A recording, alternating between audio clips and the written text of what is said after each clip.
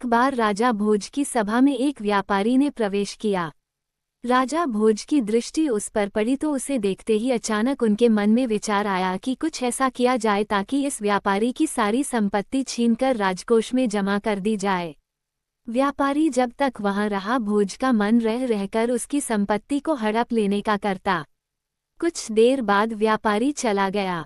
उसके जाने के बाद राजा को अपने राज्य के ही एक निवासी के लिए आए ऐसे विचारों के लिए बड़ा खेद होने लगा। राजा भोज ने सोचा कि मैं तो प्रजा के साथ न्यायप्रिय रहता हूँ, आज मेरे मन में ऐसा कलुषित विचार क्यों आया। उन्होंने अपने मंत्री से सारी बात बताकर समाधान पूछा। मंत्री ने कहा, इसका उत्तर देने के लिए आप मुझे कुछ समय दें। राजा मान गए। मंत्री विलक्षण बुद्धि का था। वो इधर उधर के सोच विचार में समय न खोकर सीधा व्यापारी से मैत्री गांठने पहुंचा।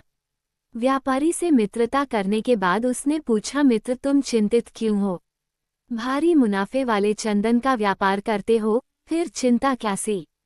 व्यापारी बोला, मेरे पास उत्तम कोटि के चंदन का बड़ा भंडार जमा हो गया है।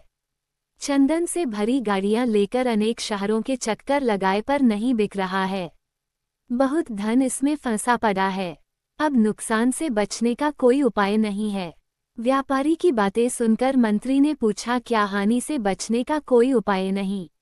व्यापारी हंसकर कहने लगा, अगर राजा भोज की मृत्यु हो जाए तो उनके दाह संस्कार के लिए सारा चंदन बिक सकता है। अब तो यही अंतिम मार्ग दिखता है। व्यापारी की इस बात से मंत्री को राजा के उस प्रश्न का उत्तर मिल चुका था जो उन्होंने व्यापारी के संदर्भ में पूछा था। मंत्री ने कहा, तुम आज से प्रतिदिन राजा का भोजन पकाने के लिए 40 किलो चंदन राजरसोई भेज दिया करो। पैसे उसी समय मिल जाएंगे। व्यापारी यह सुनकर बड़ा खुश हुआ। प्रतिदिन और नकद चंदन बिक्री से तो उसकी समस्या ही दूर हो जाने वाली थी। वो मन ही मन राजा के दीर्घायु होने की कामना करने लगा ताकि राजा की रसोई के लिए चंदन लंबे समय तक बेचता रहे। एक दिन राजा अपनी सभा में बैठे थे। वह व्यापारी दोबारा राजा के दर्शनों को वहां आया।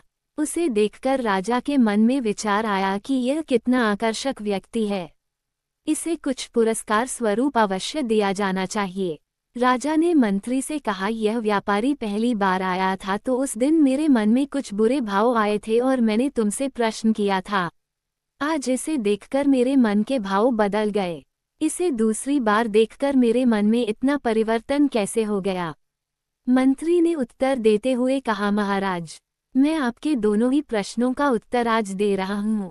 ये जब पहली बार आया था तब यह आपकी मृत्यु की कामना रखता था। अब यह आपके लंबे जीवन की कामना करता रहता है। इसलिए आपके मन में इसके प्रति दो तरह की भावनाओं ने जन्म लिया है। जैसी भावना अपनी होती है वैसा ही प्रतिबिंब दूसरे के मन पर पड़ने लगता है।